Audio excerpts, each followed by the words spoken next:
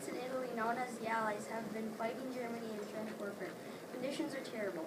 As America prepares to enter the war on the side of the Allies, President Woodrow Wilson tries to plan ahead for a strategy that will bring war to a quick end. One day in 1918, Woodrow sat talking with his wife Edith. There has to be a way to keep war like this from happening ever again. Look at the causes of this war. Secret agreements between nations, grudges, long festering feuds. These European nations have been fighting for so long they can't remember what it's like to be at peace. Maybe they need someone from the outside to show them the way out of war. With its tanks, poison gas, men living in trenches for years, those airplanes dropping bombs, society has become so good at inventing machines for war. Shouldn't we be able to invent a way to prevent war? Yes, we should. I'm going to try to come up with an idea to do it. Scene 2. Woodrow did come up with an idea. He based his plan around 14 principles that all nations could agree on. If these 14 points are accepted, it would be the first time that all the world's nations agree on a single set of laws. Woodrow presents his 14-point speech in Washington. Thank you, my fellow Americans. While we must fight this war as hard as we can win, we must see that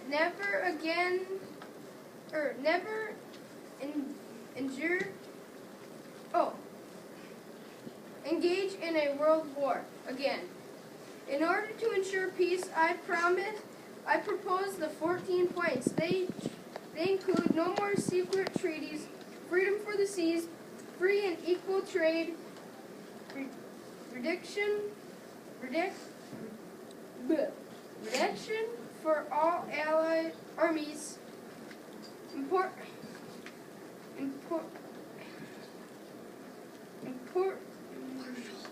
impartial judgment for all colonies, claims, be a general, and for the formation of League of Nations.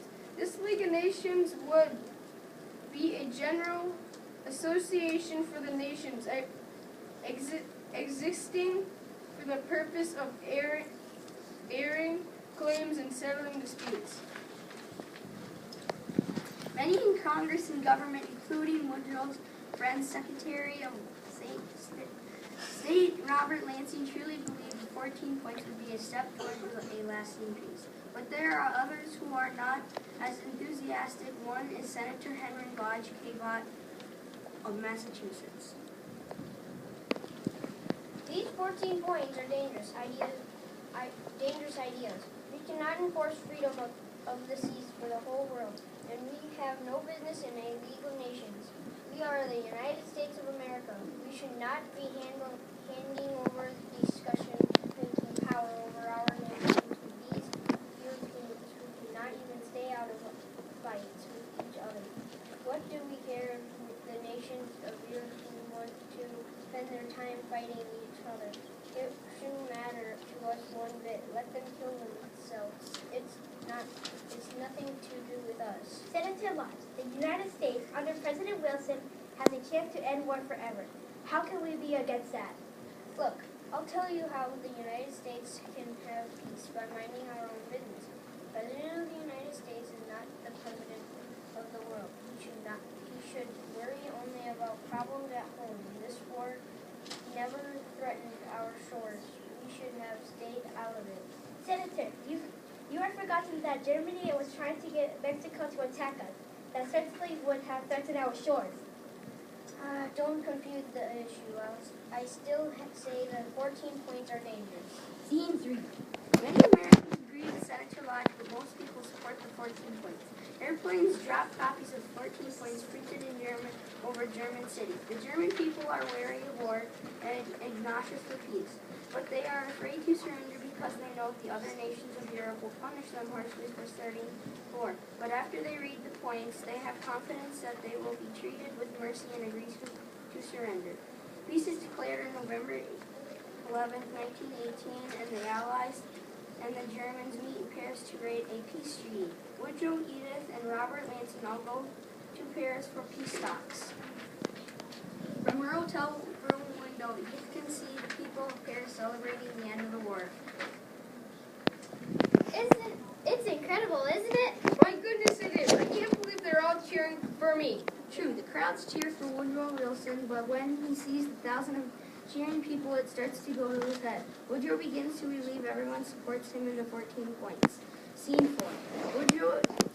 Woodrow is the people's hero, and because he has the people behind him, he amuses that the leaders of the Allies are with him too. But when Woodrow arrives at the peace talks at Versailles, he and Lansing found a very different picture.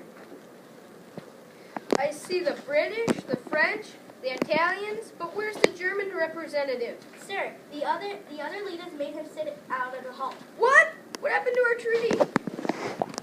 What happened to treating the Germans with justice? We're getting off on the wrong foot here, gentlemen.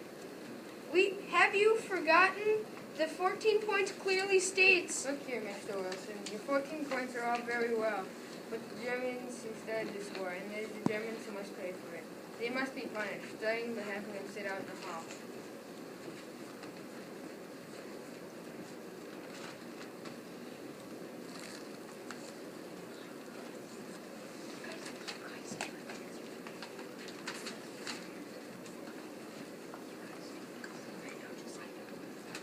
Here, quiet, right. That was the way to handle those villains. But the Germans only surrendered because the 14 points promised we would not punish them or hold grudges. I made no deal. Did you, David? Not that I recall, Victoria. No. But the 14 points. I'm getting fed up with hearing about your 14 points. Walk through our land, Mr. President. Our beautiful French countryside has been destroyed. Millions of Frenchmen are dead because of the German aggression. You should forgive them? No, never. Not after the suffering they've caused. But we must forgive if you just want a just peace. Just where is the justice for Italy? Italy. You'd be singing a different tune if it were the Americans' fields that have been destroyed and your sons and daughters killed. After all, your soldiers didn't even get here until the last war of peace. War. And if they hadn't gotten here, you would still be fighting. Gentlemen, let's not start another war. Those who want your League of Nations, you can have it, but and the price is this. The Germans must surrender the land they took in the war. The German army and navy must be destroyed. The Germans must pay my nation and the other nations heavy fines for destruction caused, and that's just for starters. But that will destroy their economy. Well, they should have thought of that before they started the war. Yes, that was wrong with that. We suffered and now they must suffer.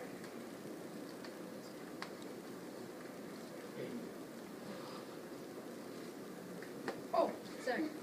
You all agree with this? No league? No league unless the Germans are smashed. I see. You leave me no choice. Very well, gentlemen.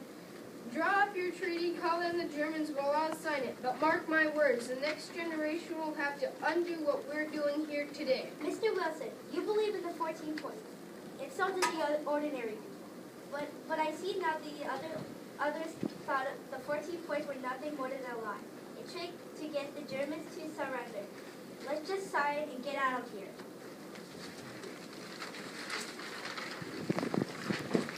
Scene 5. Woodrow reluctantly signs the Treaty of Versailles and takes it back to Washington for ratification. According to the Constitution, all treaties of the United States owners must be signed by the President and be ratified by the Senate. But just as Versailles, Woodrow begins to have problems. He has been in Paris for 6 months, and that made many people angry. And as a result of an exhaustive schedule, his health is beginning to suffer. And the Treaty of Versailles is running into a share of problems. Lansing brings the treaty to Senator Lodge, and now the Senate leader is waiting for him. Where is the president? Why isn't he here himself to discuss this? The president is very tired from his trip to Europe, and his negotiations and the world leaders. He's resting, and he asked me to come to his place. Many things have changed since At this time, release time, students are to meet in the commons area. What the so-called leaders of the world have done is of no interest to me. What is of interest to me is the treaty that says we have to join this League of Nations. Yes, to ensure peace. No, we'll ensure peace by minding our own business. We have no business in the politics of Europe, and I will not drag the United States into this. Senator Lodge, President Wilson did in the less than 2 years what the European nation couldn't do in more than 4 years. He settled the war. You can't turn our backs on him now. Oh no, you just watch. Scene 6. In June, Lansing leaves the Senate and goes back to the White House. When he enters the Oval Office with Edith Wilson, he is shocked by how bad the president looks and sounds. His head droops and his voice is gravely and low. Oh, how are you, Robert? Woodrow, what's the matter? You look awful. Just a little fadget, that's all. What did Lodge say? He's not setting the treaty for ratification. I knew he wouldn't. Well, Robert, this is a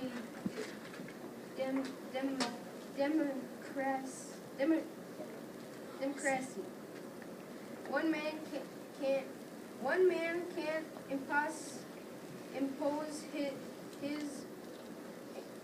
man can't impose his will on the people, neither Lodge nor can I. Let's present the treaty to American people, and if they decide that they don't want it, then I will accept their judgment. But I have faith in the American people. When they hear the 14 points are all about, they will support the treaty and the League of Nations. I guarantee it. Edith, let's prepare for our trip. Well, all right, but I hope your health will stand it. Scene 7. The president visits 29 cities in only 3 weeks. Then on the stop in Pueblo, Colorado, tragedy strikes. Ladies and gentlemen, one of the greatest peacemakers of our time, my husband, the President of the United States. Thank you, my fellow Americans. When we're forced to enter this great conflict of war, we want to make the world safe for democracy. The best way to make the world safe is to join the League of Nations. But there are some in Congress who think we should put our heads in the sand and forget why we fought this war, why good men died for our nation. Make your decision and tell your senators what you want. Thank you all.